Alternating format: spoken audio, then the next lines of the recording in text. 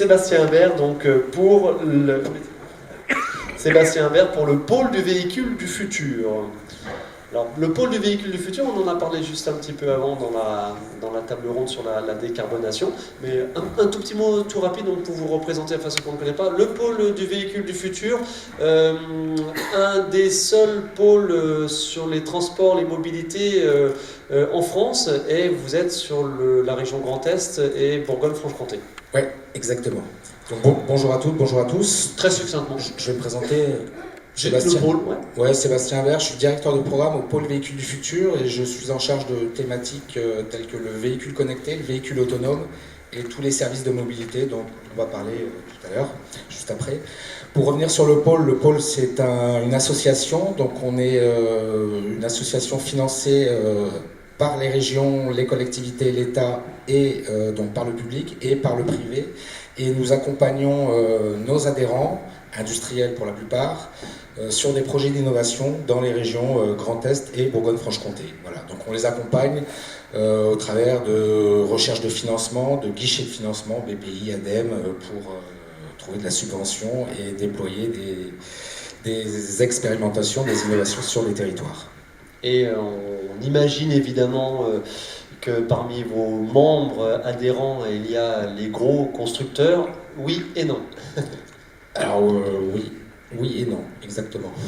À savoir, allez, en ce qui nous concerne, nous, Stellantis par exemple. Non, mais historiquement, il y a eu Stellantis, et puis depuis un an, ils nous ont quittés, voilà, pour des raisons dont on ignore, mais c'est un fait. Voilà. Mais il y a plein de choses à faire sans eux, tout simplement. Voilà, après on a d'autres plus petits constructeurs de vulles, Renault, je crois, à Metz, qui doit être aussi membre du pôle véhicule du futur. Michel Henrich, le président de la communauté d'agglomération d'Épinal, un petit mot sur l'aspect législatif. Donc depuis 2019, évidemment, il y a la loi LOM, loi sur les mobilités, énormément d'évolutions depuis 2019. Quelles sont les récentes contraintes de cette loi et quelle est son ambition globale? Rappelez-nous.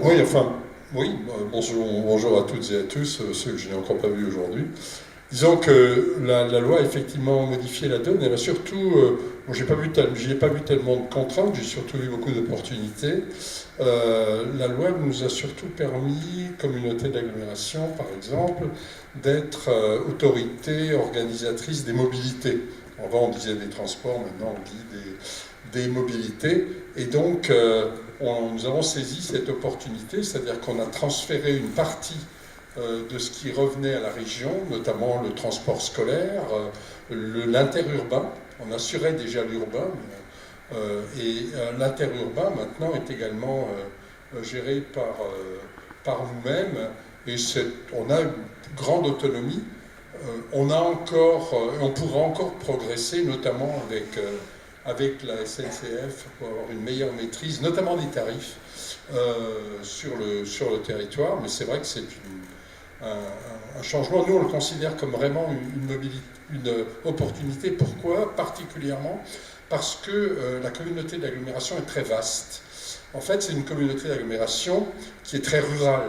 78 communes sur une distance nord-au-sud de 75 km, 51 communes de moins de 1000 habitants sur les 78 et 36 de moins de 500. Donc on voit une grande dispersion et donc un milieu très rural. On a par contre la chance, dans ce milieu très rural, d'avoir 10 gares. C'est quand même très, très important. Donc ça fait une véritable colonne vertébrale en matière de mobilité qui est très, très intéressante. Et on va se détailler évidemment pas mal de choses autour de cette mobilité, autour de ces mobilités, effectivement.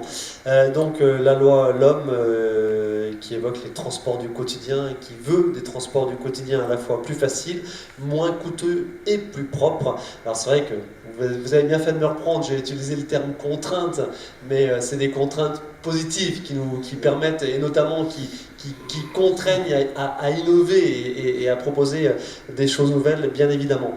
Alors, je reviens vers le pôle véhicule du futur, l'aspect effectivement réglementaire, législatif, comment chacun peut s'en emparer. Tout le monde a un rôle à jouer là-dedans, on l'a bien compris, les collectivités, les entreprises, entreprise sociale normale entre guillemets ou coopérative comme Mobilicop qui va nous détailler son activité tout à l'heure et ses propositions. Voilà le contexte dans lequel tout cela évolue et les ambitions donc, de vos missions avec le pôle du véhicule du futur.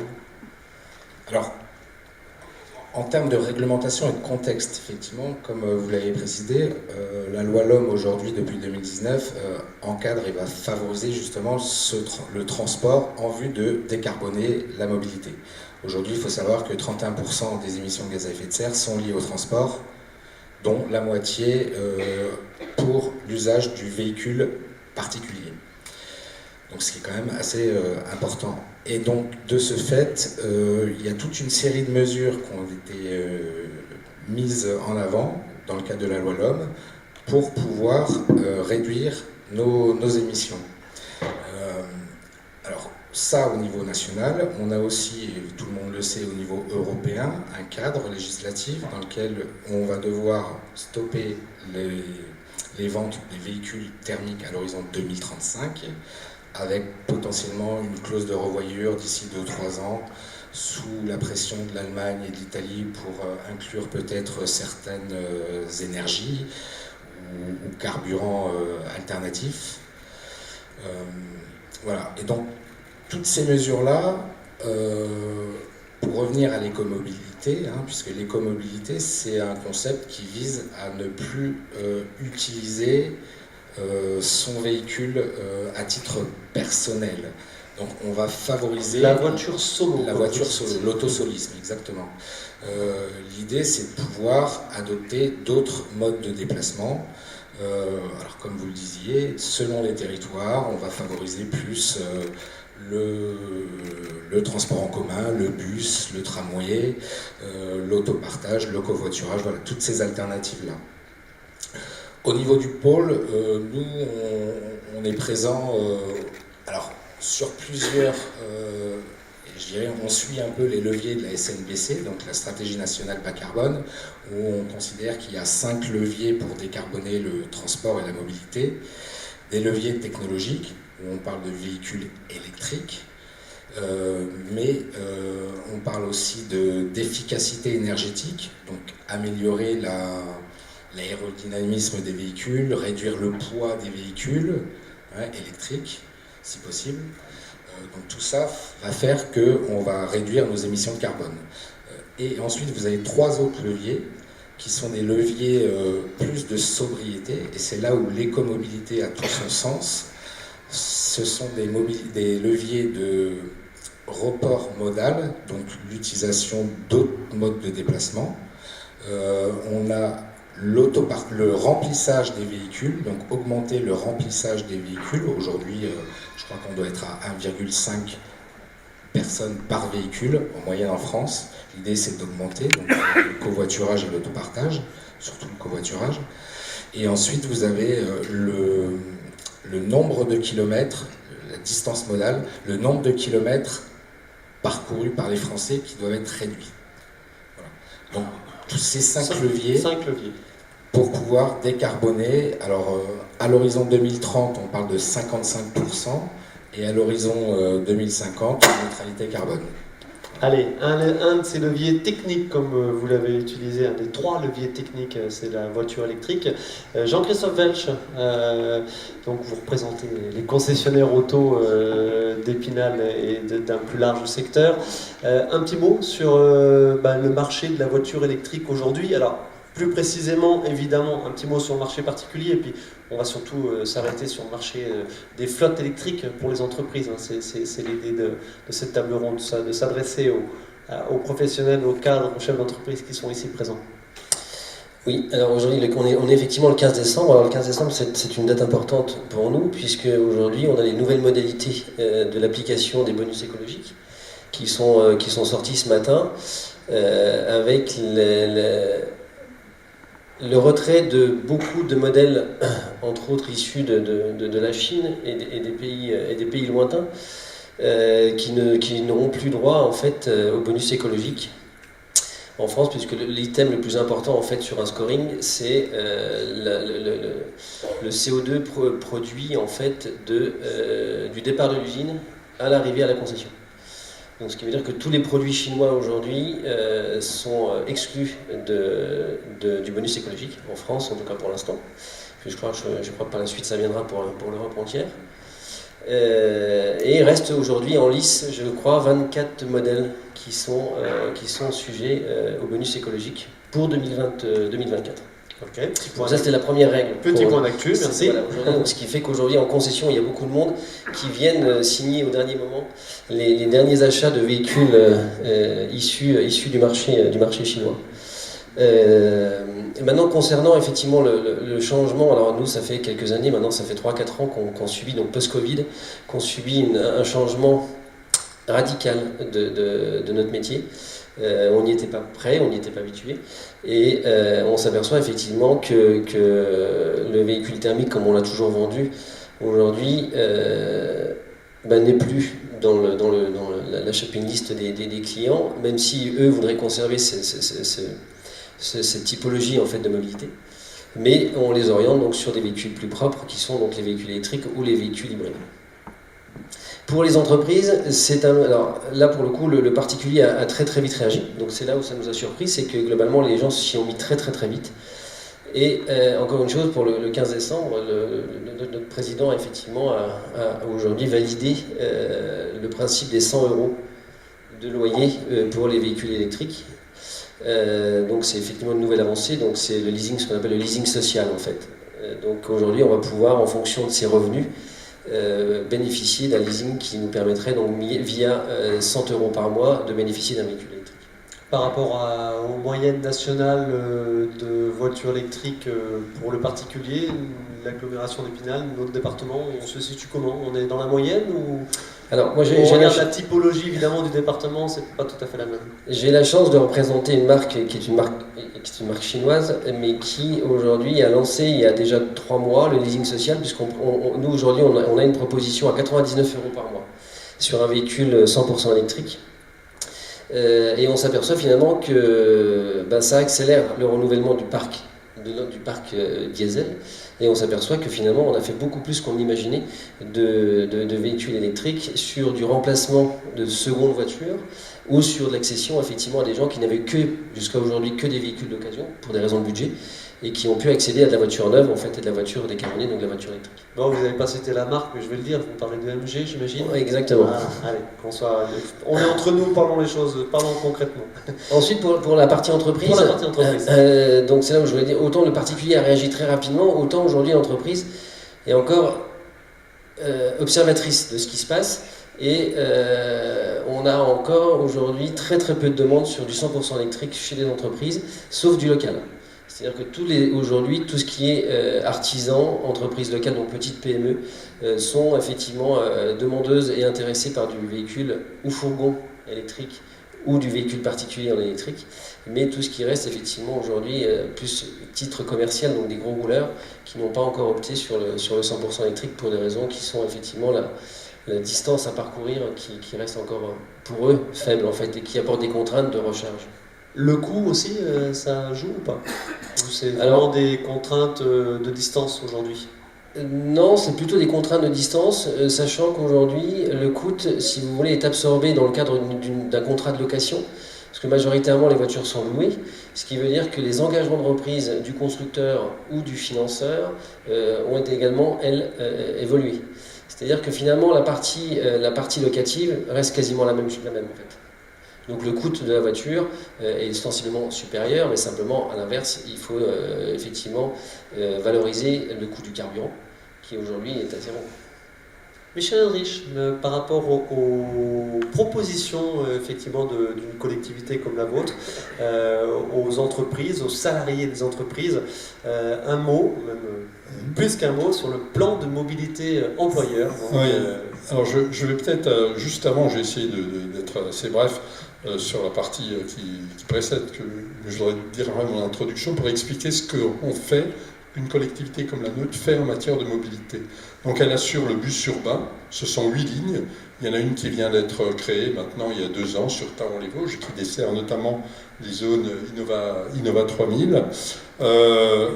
Nous avons aussi pris en charge l'interurbain, c'est-à-dire qu'il y a une ligne, il y a 2 lignes qui traversent les Vosges du nord au sud et de notre agglo du nord au sud et d'ouest jusqu'au centre. On a mis en place mais depuis longtemps, mais il était concentré sur l'agglomération centrale, sur le pôle urbain central, on va dire, de l'agglo, ce qu'on appelle Cap Imagine, c'est le transport pour les personnes handicapées ou à mobilité réduite. La mobilité réduite étant déterminée par la MDPH, la maison départementale pour les personnes handicapées. Donc ça, c'est un service qui, dorénavant, à partir du 1er janvier, il fonctionnera de façon tout à fait opérationnelle, fonctionnera sur les 78 communes de l'agglo, où que l'on habite, si on a cette autorisation, soit de la MDPH, soit simplement une carte handicapée, on pourra avoir un transport à la demande avec un véhicule adapté au prix de 1 €, comme le transport urbain et comme l'interurbain. L'interurbain, qui était souvent, quand il s'agissait de venir de Charmes à Épinal, c'était à peu près 6 €, on l'a ramené à 1 €. On a mis tous les transports à 1 €. On a encore un objectif, mais c'est un peu plus long à mettre en place, c'est d'arriver aussi à 1 € pour l'utilisation du TER. C'est-à-dire que l'agglo financerait la différence entre le coût réel, mais c'est toujours un peu plus long quand on négocie avec...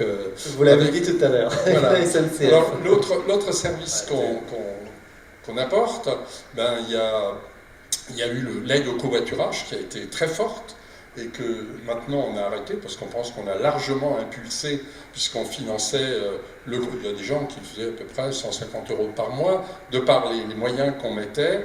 Au bout d'un moment, on a aussi fait payer les covoiturés et maintenant on s'est retiré du financement.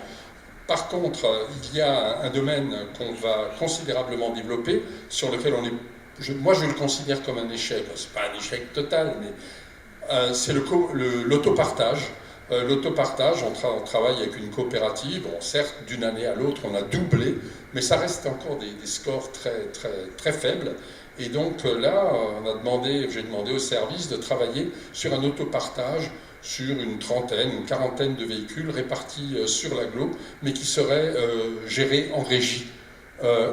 Parce que j'estime qu'on sera, et à des prix relativement abordables. Aujourd'hui, ce que nous proposons, à mon sens, en autopartage n'est pas assez compétitif et intéressant, ne peut pas convaincre d'abandonner le fait d'avoir une deuxième voiture, par exemple. Et puis, on s'est beaucoup attaqué aux mobilités douces, c'est-à-dire avec la mise en place d'un service Villevolt. Alors, le service Villevolt, il y a le Villevolt longue durée, c'est des vélos, assistance électrique, que vous pouvez louer par période de 3 mois, et maintenant vous pouvez les louer toute l'année et même continuer l'année suivante. Donc on est en train d'acheter encore des nouveaux vélos, donc ça coûte 450 € à l'année ou 45 € par mois. Là, les entreprises financent 50% de l'abonnement. Mettez bien le micro, pardon. Oui, les entreprises financent 50%, je devrais savoir. Les entreprises financent 50% de l'abonnement.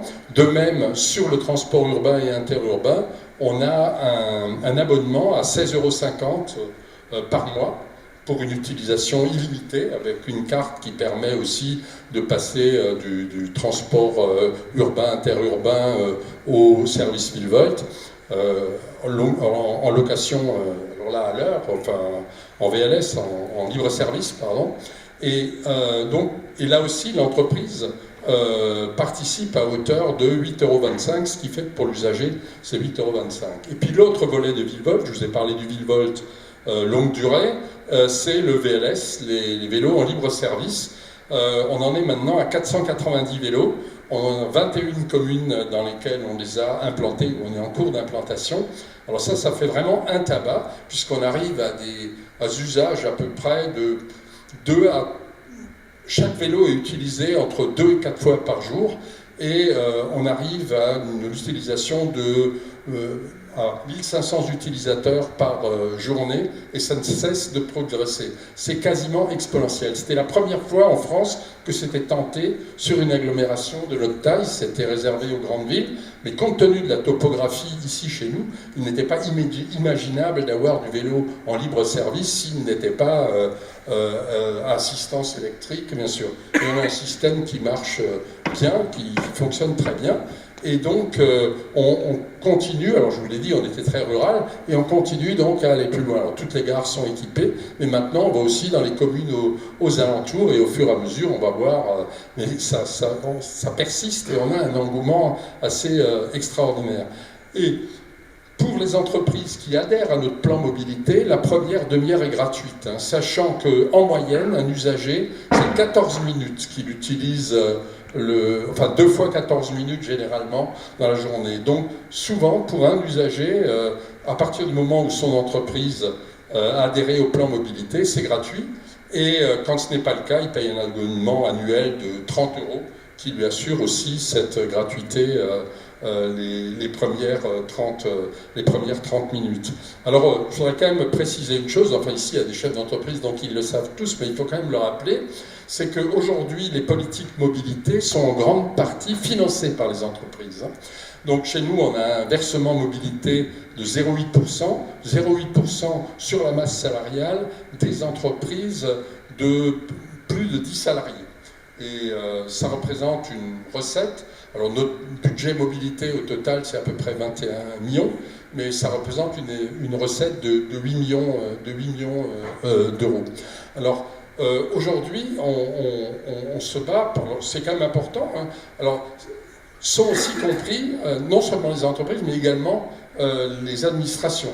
Savoir que le plus gros cotisant, c'est l'hôpital d'Épinal, puisque c'est le plus gros employeur, c'est 1800 salariés, donc fatalement c'est le plus gros cotisant. Il y a les collectivités et puis il y a les plus grosses entreprises du territoire qui y participent. Concernant le plan mobilité des entreprises, donc actuellement on démarche les entreprises, on en a 23, on a commencé aussi par les administrations, et les plus grosses administrations ont toutes adhéré, qui ont adhéré à notre plan mobilité entreprise. Et là, il s'agit d'apporter un véritable service à l'entreprise. Donc dorénavant, nous avons un personnel dédié qui va dans les entreprises. La première des choses qu'on fait, c'est un bilan, voir le bilan carbone, voir... alors là, c'est stupéfiant. Moi, j'ai commencé par le tester sur l'agglomération et sur la ville d'Épinal. Et puis, quand on m'a annoncé les chiffres, je me dis, ils sont bourrés, c'est pas possible. 30 000 km tous les jours pour venir au boulot à la com d'agglo ou à la ville.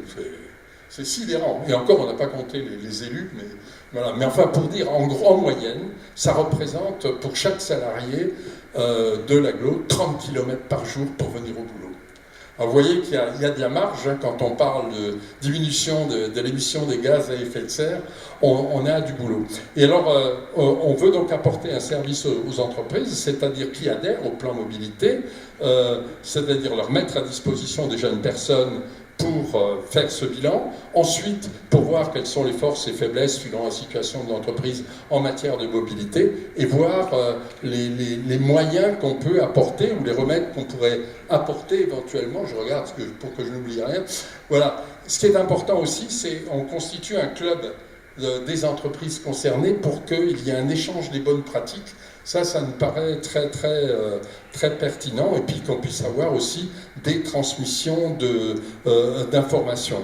Alors, aujourd'hui, ce que nous voulons faire, c'est continuer à développer, à signer encore des contrats mobilité avec les entreprises, et puis bien les accompagner pour bien les conseiller, je l'ai dit, avec une personne dédiée, et toujours favoriser ce partage d'expérience. Tout récemment, nous venons de décider au niveau du dernier conseil communautaire un nouveau déploiement possible pour Villevolte, c'est-à-dire que poser des stations Villevolte VLS, donc en libre service, dans chaque entreprise qui le souhaite. Donc ça coûte 360 pour l'entreprise, 375 € par mois. Et là, les vélos sont installés dans l'entreprise.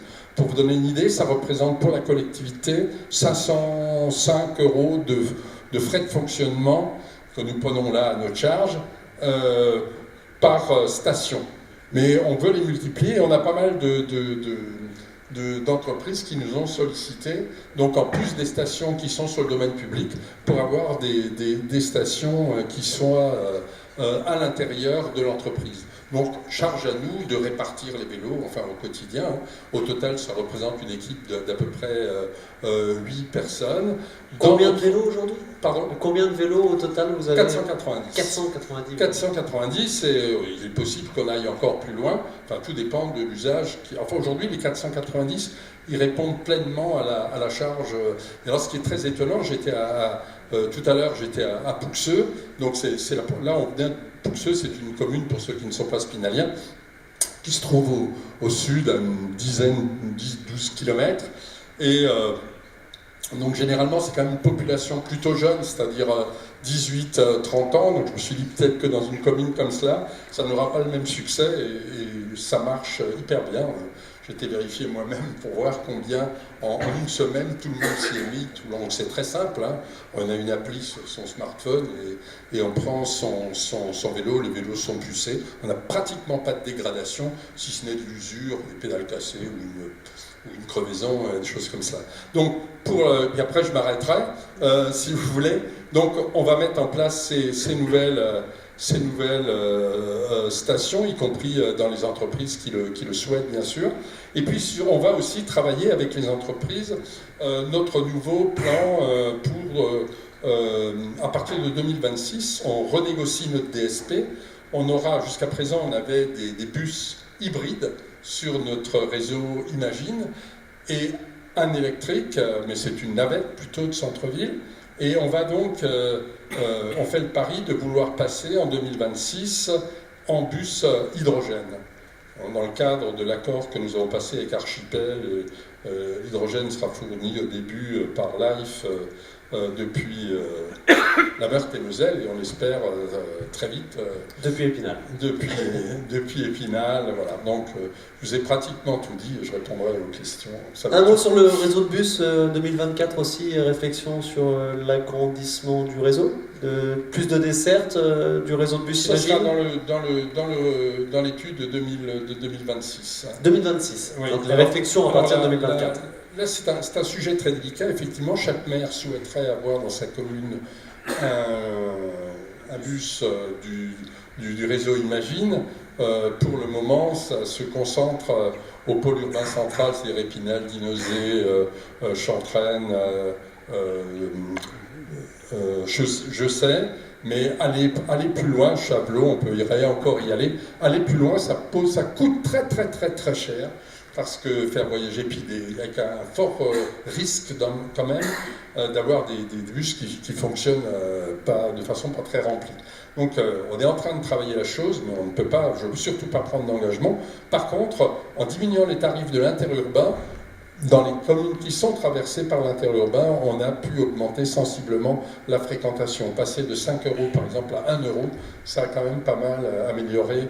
Et puis on a aussi fait en sorte que tout le transport scolaire peut aussi être utilisé par les usagers classiques. On a arrêté de sectoriser le transport scolaire. Alors il y en a certains pour lesquels ça ne se prête pas du tout, mais pour d'autres pour lesquels c'est très efficace. Sébastien Imbert, Michel Henrich a évoqué le billet à 1 € sur l'ensemble de l'agglo. Ça vous parle, ça c'est pas courant, on est d'accord? Oui, après moi je n'ai pas mon mot à dire sur le prix à 1 € du billet. Ça paraît peu courant. Ça paraît peu courant, donc avec une volonté politique super forte, effectivement. Oui, il faut une volonté politique de toute façon pour attirer les gens sur ces nouveaux modes de déplacement ou continuer à l'utiliser. Là, on est sur des déplacements entre guillemets traditionnels, mais avec une politique tarifaire super incitative. Oui, c'est incitatif, c'est sûr. Après, je ne suis pas au niveau local, donc je ne sais pas dire quels sont les flux de population. Le bus urbain, c'est 2 650 000, 2,7 millions. Enfin, depuis Covid, là, on reprend à nouveau un cycle normal de fréquentation. On est à peu près à 2 750 000 usagers par an. Alors, on a un tarif, un abonnement à 16 €, donc là, vous en faites ce que vous voulez, donc on est bien en dessous de 1 €, mais ce que nous n'avons absolument pas voulu, c'est la gratuité, parce qu'il y a des collectivités qui pratiquent la gratuité du transport. Et je trouvais que c'était un peu dévalorisant, enfin, de le faire gratuitement, donc je peux dire que la somme n'est pas symbolique, mais on ne voulait pas le faire gratuitement, ça, on n'en voulait absolument pas. C'est un choix des élus. Mathieu Jacot, un petit mot sur le Mobicop, bien sûr, et puis l'accompagnement que vous proposez aux collectivités. Alors, pour le coup, pas la collectivité de la Com d'Aglo d'Épinal, sur le... Alors, si un peu, puisqu'on est toujours en relation justement sur les plans de mobilité, on fournit un petit outil de diagnostic pour les entreprises qui permet d'avoir un peu le potentiel transport en commun ou covoiturage. Et donc les services de l'agglomération utilisent cet outil que nous avons développé pour eux. Donc nous sommes toujours en contrat. Et puis bien sûr, on a déjà eu des expériences ensemble. Et l'idée, je pense qu'on est d'accord sur l'idée qu'on vient de dire que le transport en commun ne devait pas être gratuit. En tous les cas, il y a ce choix politique. Je pense que sur le covoiturage, c'est un peu la même chose. C'est-à-dire qu'il n'y a pas de raison, puisque c'est l'expérience qui a été menée, que la collectivité paie 100% du trajet du passager au conducteur. Donc je pense qu'il faut avoir d'autres réflexions pour qu'on joue vraiment les complémentarités. Et là, on l'a bien vu, le vélo va répondre à un certain nombre de besoins, les transports en commun. Il peut y avoir aussi des besoins en fonction du territoire, mais aussi en fonction des cibles. Les jeunes, les seniors, on n'a pas les mêmes services en fonction des populations cibles. Et donc le covoiturage va permettre de répondre à des besoins plutôt sur de la moyenne distance. On a parlé des 30 km tout à l'heure. Donc finalement, c'est dans la moyenne. Hein, globalement, les salariés, en moyenne, quand ils quittent leur commune de résidence pour aller travailler, ce qui n'est pas forcément le cas de tous les agents de l'agglo, mais en gros, font 36 km en moyenne, hein, quand ils quittent leur commune de résidence. Donc mais après, il y a un gros écart type. C'est-à-dire qu'il y a des gens qui, sans doute, font 100, 150 km tous les jours pour venir, y compris à l'agglo. Je n'ai pas les chiffres exacts de l'agglo. Et d'autres viennent à pied, voilà, exactement. 22 km dans les Vosges. Donc tout ça pour dire qu'il y a des complémentarités à avoir. Donc on va plutôt jouer le covoiturage sur des distances moyennes, donc supérieures à 20 km, et plutôt en territoire rural, peu dense. Par contre, ça nécessite d'être animé et d'avoir autre chose que juste... De façon opérationnelle, sur quoi travaillez-vous et que proposez-vous ? Alors, Mobicop, je n'ai pas précisé, mais c'est dans votre nom, évidemment, vous êtes une coopérative. Et très succinctement, vous êtes né du passage de la non-gratuité à une commission de Blablacar. C'est comme ça qu'est né Mobicop en 2011, c'est ça? Juste pour l'esprit. Ah bah pour l'esprit, il y a une communauté qui s'est créée autour du fait qu'en effet, Blablacar étant devenu payant avec le prélèvement d'une commission, il y a eu une réaction des usagers à ce moment-là qui ont créé une communauté. Et donc nous sommes issus de cette communauté-là et on continue à garantir un service sans commission. Ça ne veut pas dire que le service est gratuit, il y a bien un conducteur qui se fait indemniser pour le trajet par le passager. Par contre, il n'y a pas de commission prélevée. Donc on est sur un modèle économique où on va rémunérer nos interventions auprès des collectivités ou des entreprises quand on intervient. Alors les entreprises, concrètement, comment ça marche? Quelle ambition, quelle spécificité par rapport à un territoire comme le nôtre? L'entreprise, son premier boulot, c'est de pas développer du covoiturage ou les transports. Hein. Son premier boulot, c'est de produire et de vendre pour ses clients. Et tout à l'heure, ça a été dit, il y a le versement mobilité, donc elle est aussi, et c'est normal, en attente de la part de la collectivité pour prendre en charge un certain nombre de services, comme c'est fait sur l'agglomération d'Épinal. Donc nous, quand on intervient, c'est pour intervenir sur des choses spécifiques qui ne sont pas forcément prises en charge par la collectivité, ou alors qui sont prises en charge par la collectivité en intervenant dans l'entreprise, pour aller sur des déclencheurs. Parce que dans les outils de mise en relation pour du covoiturage, par exemple, c'est pas parce que vous êtes en relation sur une application et que vous vous plaisez sur l'application que vous allez faire le premier pas. Hein. Donc c'est comme les mises en relation pour rencontrer des gens. En covoiturage, c'est la même chose. Il faut passer à l'acte, il faut faire le premier pas. Et donc là, notre travail, ça va être d'accompagner les entreprises par de l'animation, par la prise en charge un peu individualisée, pour vérifier les gens qui peuvent se déplacer autrement. L'idée, c'est aussi qu'on ait une approche qui soit transversale, parce que certains, la réponse va être le vélo, d'autres les transports en commun, et pour d'autres le covoiturage. Donc l'idée de ne pas être focus que sur le covoiturage, et donc d'avoir le juste accompagnement et de casser un petit peu les routines. C'est-à-dire que quand on a pris sa voiture pendant 10, 20, 30 ans, c'est difficile de dire je vais faire autrement. Donc il faut casser cette routine, il faut faire découvrir, donner envie. Donc il peut y avoir une carotte, mais il peut y avoir aussi de la contrainte. Pour l'entreprise, c'est aussi le stationnement qui peut aussi être une réalité plus ou moins difficile. Quand tout le monde vient avec sa voiture, c'est du foncier. Aujourd'hui, le foncier, ça peut être cher à certains endroits. Et donc, faciliter le stationnement, c'est aussi une manière d'encourager le covoiturage ou de réserver des places pour ceux qui covoiturent. Il y a un certain nombre de dispositifs comme ceux-là que l'on peut proposer, au-delà des outils numériques et qui sont incontournables et que tout le monde connaît maintenant. Sur quoi d'autre travaillez-vous à Mobicop? Ou proposez-vous aux collectivités comme aux entreprises? Alors, on a trois grands métiers et 3 solutions. Donc, le covoiturage, on vient d'en parler. On a aussi des pratiques qui sont plutôt sur la cible jeune, plutôt milieu rural. C'est en gros l'autostop. On appelle ça le covoiturage spontané parce que quand on dit autostop, ça renvoie à des univers qui sont pas les bons. Si on dit covoiturage spontané, c'est la même chose, mais ça va mieux. C'est comme quand on dit tramway, c'est plus sexy que de dire bus ou car. Voilà. Donc parfois, il faut aussi travailler sur le marketing de nos offres. Donc le covoiturage spontané, c'est réhabiliter une pratique, notamment pour les jeunes, pour dire parfois pour faire le dernier kilomètre ou pour aller en rabattement sur les transports en commun, on peut réhabiliter une pratique d'autostop ou de covoiturage spontané avec des arrêts, comme des arrêts de bus, où on identifie que les gens ont le droit de faire du stop, et les voitures qui passent tous les jours, on crée un petit réseau. C'est souvent dans les communes, on finit toujours par connaître la personne qui est finalement en train de tendre le pouce. Donc il faut réhabiliter ces pratiques-là, et ça peut correspondre à un besoin d'une certaine frange de la population. Ça a marché, exemple où ce dispositif a marché? Il y en a un peu partout en France. Là, en banlieue de Nancy, vous avez ce type de dispositifs les plus proches, en Alsace, en Moselle, en Bourgogne-Franche-Comté, enfin un peu partout, dans le Jura. On appelle ça chez nous le réseau pouce, pour dire qu'on lève le pouce. Voilà. Et vous avez aussi un dernier service que l'on propose, c'est ce qu'on appelle le transport solidaire. C'est en gros un transport à la demande bénévole. Donc on a parlé tout à l'heure du transport à la demande. Et je crois que j'allais dire déposé, mais d'Innosé, voilà, qui propose ce service. Donc c'est l'idée d'avoir un réseau de bénévoles qui va être en capacité, pour des gens qui sont un peu exclus de la mobilité parce qu'elles ne sont pas motorisées, ou elles ne sont pas en capacité de prendre un transport en commun, elles ont besoin d'être accompagnées.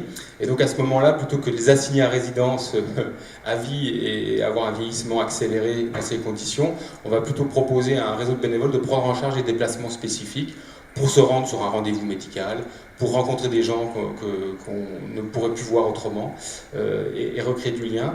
Et donc là, l'idée, c'est que ça coûte moins cher à la collectivité qu'un transport à la demande pure, puisque dans le mot bénévole, il y a l'idée que le chauffeur est bénévole, donc il est indemnisé pour son déplacement.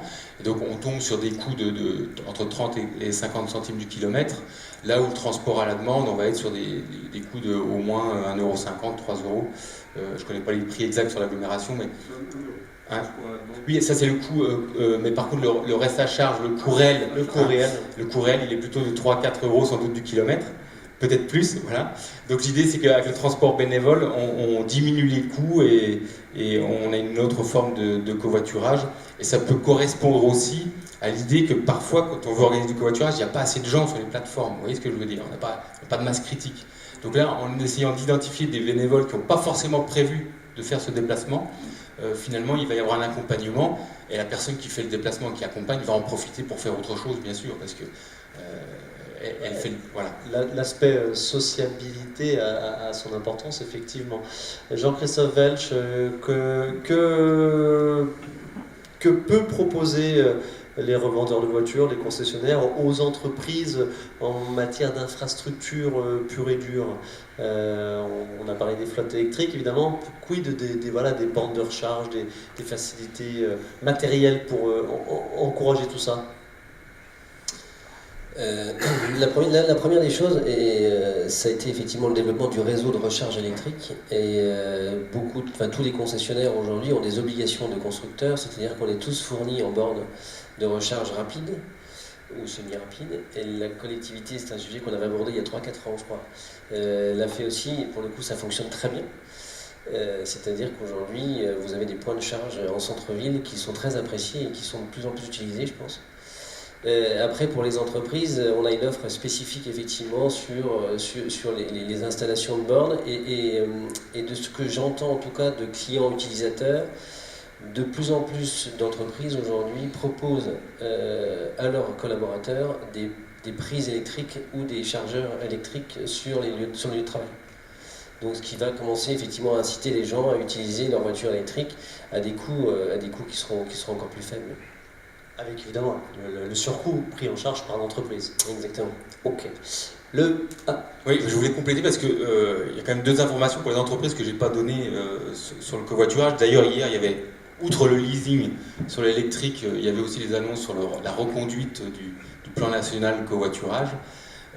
Et donc, notamment les dispositifs qui sont reconduits. Alors, il y en a un que les entreprises connaissent, c'est le forfait mobilité durable, on en a un peu parlé, qui est valable pour le vélo, mais qui est aussi valable pour le covoiturage. Donc, c'est une prise en charge défiscalisée des frais jusqu'à concurrence de 300 €, même 400 par an, par salarié, pour ceux qui pratiquent le covoiturage. Donc, ça nécessite un minimum de contrôle pour être sûr que les gens, puisque c'est défiscalisé, il faut qu'on contrôle que les gens covoiturent et déclarent qu'ils font effectivement un covoiturage, qu'il n'y ait pas de contournement. Donc l'URSSAF veille un petit peu au grain là-dessus. Ça, c'est le forfait mobilité durable, c'est un premier point pour les entreprises et ça les entreprises. Et puis l'autre, c'est la prime covoiturage aussi, qui est bonifiée, c'est-à-dire qu'elle est encore valable l'année prochaine à une valeur doublée, donc qui représente 100 € en moyenne, en gros, pour les salariés qui, pour la première fois, se mettent à covoiturer. Voilà. Donc cumulé, il y a quand même 300-400 € à aller chercher par salarié, notamment pour les primo-accédants au covoiturage dans les entreprises. C'est pas inintéressant et c'est aussi à faire connaître aux salariés. Sébastien Imbert, en marge de tout cela, il y a quelque chose qui est à revoir quelque part, c'est la flotte automobile utilisée alors par les entreprises, les artisans, etc. Elle est souvent aujourd'hui inadaptée, elle ne correspond pas véritablement aux besoins par rapport aux véhicules électriques et au rayonnement, à la distance que les véhicules peuvent parcourir. Voilà, pardon, mais le marketing des constructeurs joue sur la distance. Non, dans une petite ville comme Épinal, autour, inutile d'avoir un véhicule avec une autonomie de 800 km. Et donc un coût important, etc. Oui, en fait, ce qu'il faut regarder, ce qu'il faut bien comprendre, c'est l'usage. Une fois que vous comprenez l'usage, vous avez bien en tête le déplacement qui va être fait au quotidien, vous allez pouvoir adapter le véhicule à cet usage. Donc effectivement, pour les collaborateurs... On n'a pas le sentiment que ce soit le cas aujourd'hui. Ça vient petit à petit. Après, est-ce que les gens jouent le jeu ou pas? Je ne sais pas. Toujours est-il qu'il y a des obligations. On parlait de parking et de bornes de recharge, donc il y a des obligations au niveau des flottes, il y a des obligations au niveau des bornes de recharge. Après, sur le dimensionnement de la batterie par rapport à l'autonomie, si vous achetez pour votre collaborateur une petite autonomie, 30-40 kWh, sachant que votre collaborateur fait 7 à 800 km par jour, c'est vrai que ça va être compliqué, il va falloir plutôt prévoir une plus grosse autonomie. Après, au quotidien, pour les gens qui font des petites distances, effectivement, une autonomie de 40-50 kWh suffit largement pour accomplir les 30 à 40 km au quotidien. On va même au-delà, puisque j'en ai pas parlé, mais je peux en parler. On a aussi ce qu'on appelle des véhicules intermédiaires. Donc c'est un programme qui est lancé par l'ADEME et qui valorise les petits véhicules pour la logistique urbaine. Et donc ça peut être utile aussi pour des collectivités, des flottes d'entreprises, d'utiliser ce type de véhicules. Alors on a pas, je ne l'ai pas précisé, mais dans ces véhicules intermédiaires, on parle de véhicules qui ne dépassent pas 6 à 700 kg. Donc il y a 7 catégories dans ces véhicules intermédiaires. Ça va du VAE, on en a parlé, mais ça va aussi jusqu'au quadricycle léger, type, donc c'est entre des véhicules, entre un véhicule particulier et un vélo, ou 3 roues, 4 roues, enfin, c'est des engins un peu spéciaux. Et ça peut faire sens d'utiliser aussi ce type de véhicules qui sont complètement adaptés à la logistique urbaine ou à des petits déplacements du quotidien, plutôt que d'acheter une grosses voitures. Voilà. Mais encore une fois, il faut vraiment bien interpréter, bien comprendre l'usage et pas se focaliser sur une technologie, alors on parlait d'hydrogène, ou alors une grosse batterie, parce qu'aujourd'hui, en termes de maillage en France, on est quand même, alors on a pris du retard, mais on est à plus de 100 000 bornes, et moi quand je me déplace l'été en véhicule électrique, avec une autonomie de 50 kWh, j'arrive à traverser la France sans problème. Voilà, donc c'est un faux problème un petit peu l'autonomie, vous voyez. Le maillage se fait correctement à condition que les bornes soient disponibles. J'ai vu là tout à l'heure, je me suis garé, il y avait une borne, un véhicule électrique sur une borne qui a été non chargée. Donc déjà, c'est pas très urbain entre guillemets, mais voilà, il faut que les bornes puissent fonctionner, il faut que les bornes soient disponibles, mais quand tout ça fonctionne, la mobilité n'est plus un problème. Michel Henrich, l'agglomération participe à la disposition, à l'installation de bornes électriques. Racontez-nous combien ça coûte. Oui, alors, il y a deux, dans les Vosges en général, il y a deux options. Soit vous les faites avec le syndicat mixte qui charge de l'électricité sur le département, donc il y a beaucoup de communes qui ont adhéré à ce principe-là. Et donc là, la commune participe financièrement au fonctionnement. Nous, au niveau de l'agglo, on a fait un autre choix. On lance un appel d'offres entre différents prestataires et on touche une petite commission sur la consommation. Mais c'est vrai, ce que disait tout à l'heure M. Welch, c'est qu'on est très en retard. C'était catastrophique, je veux dire, notamment dans un département comme le nôtre, très en retard. Moi, j'étais un jour consterné, il n'y a pas si longtemps, c'était 2 ans et demi peut-être, personne qui venait de Belgique, qui avait une Tesla, pour ne pas la citer, et qui devait se recharger rapidement. Il m'a interrogé et je n'ai rien pu lui proposer. Il n'y avait pas une recharge rapide sur toute l'agglo d'Épinal. Donc dès le lendemain matin, j'ai dit bon, il faut qu'on se réveille, parce que là, on va être contourné. Puisque quand vous prenez votre voiture électrique, vous voyez où elles sont. Quand elles ne sont pas là, ces recharges, on passe par ailleurs, on passe par où elles sont. Donc aujourd'hui, on est bien équipé.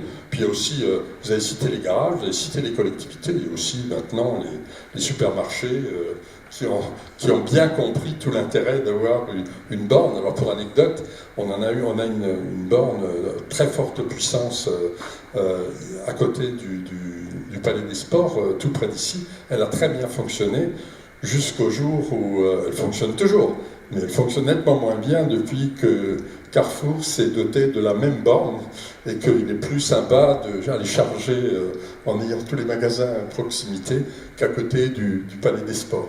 Enfin, ce qui nous paraissait important, c'était de mailler le territoire, et je crois qu'en très peu de temps, on a rattrapé notre retard, mais on était très en retard. Voilà. Après, on me dit généralement, enfin ce que disent les fournisseurs, vous pouvez me le confirmer ou pas, c'est que finalement le chargement sur borne, ça ne représente que 20% du chargement. Les 80% sont faits au domicile des... Oui, c'est ça, le 90-95% du temps, le chargement se fait à domicile pour les gens qui peuvent, bien évidemment. Alors évidemment, en ville, quand vous habitez en appartement, mais que le bâtiment en question n'a pas de garage, c'est assez compliqué, et là il faut des bornes, mais généralement il y a quand même une large majorité pour le moment, mais ça va certainement évoluer quand ça va se démocratiser encore davantage, l'usage de la voiture électrique, mais pour le moment je crois qu'on a en borne ce qu'il faut, hein, je crois. Merci beaucoup à tous les 4 pour cette table ronde où on a parlé de choses un petit peu techniques dans sa mise en place, hein, le covoiturage, le partage de voitures, etc. Monsieur Henrich, vous avez donné pas mal de chiffres qui illustrent tout l'accompagnement évidemment de la collectivité sur ces nouvelles mobilités. Merci infiniment, on peut les applaudir.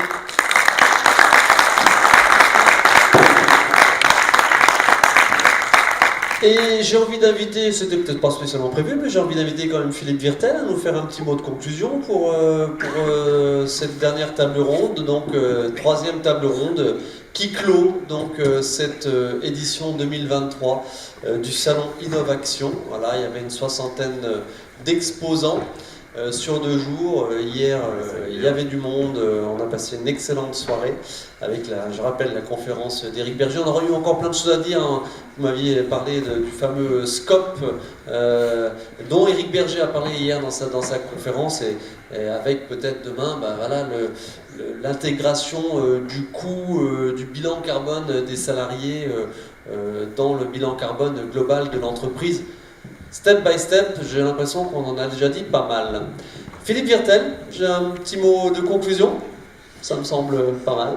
Eh bien, merci Ludovic. Merci d'avoir été l'excellent, comme d'habitude, animateur de nos 3 tables rondes, notre maître de cérémonie. Bon, tout ça s'est bien passé. Tout compte fait, je pense qu'on peut respirer. On est toujours un petit peu inquiet quand on organise un événement comme ça, avec l'ambition de mobiliser du monde et de faire en sorte que les gens se découvrent, en apprennent les uns sur les autres, et puis aient envie de collaborer. Donc, je pense que là-dessus, c'est réussi. C'est donc, on l'avait dit, hein, la 2e édition, avant de commencer à aborder la 3e, et avec Lorraine, on a déjà commencé à réfléchir, on a déjà isolé quelques points forts, quelques points faibles aussi. Et ce qui est sûr, c'est qu'on fera mieux la prochaine fois. Voilà, moi je voulais remercier tous les participants. Je suis très heureux qu'on ait eu cette affluence en ce qui concerne les stands.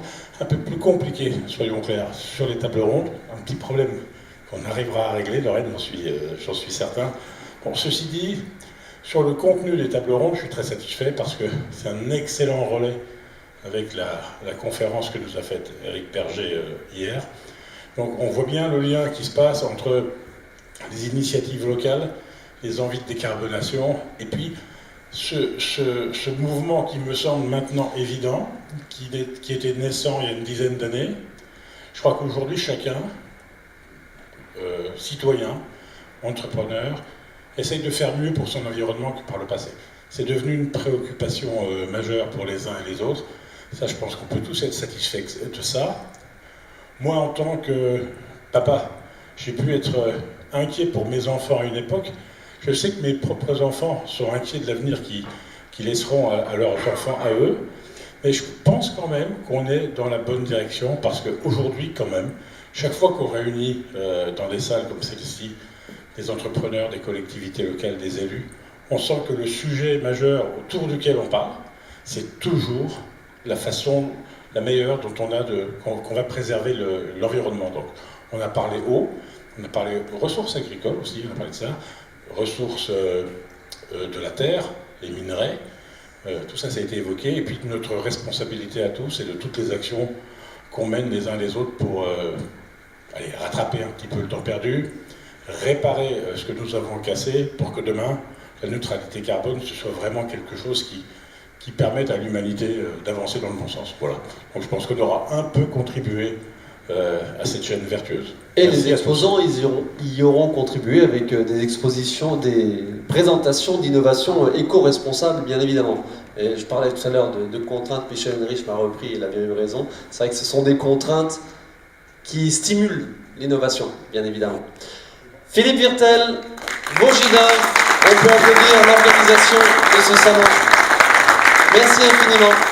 Et la petite équipe de Vauginov que j'oublie pas, Aïda, Lorraine et Charlène. Merci pour elle. Un tonnerre d'applaudissements, s'il vous plaît. Merci. Bonne fin de journée à toutes et à tous, et donc à la prochaine fois sur le prochain salon Innov'Action proposé par Vauginov en collaboration avec la Com d'Aglo d'Épinal, et il y avait également la région Grand Est qu'on va citer bien évidemment. Merci beaucoup, merci infiniment et au plaisir, vraiment, merci.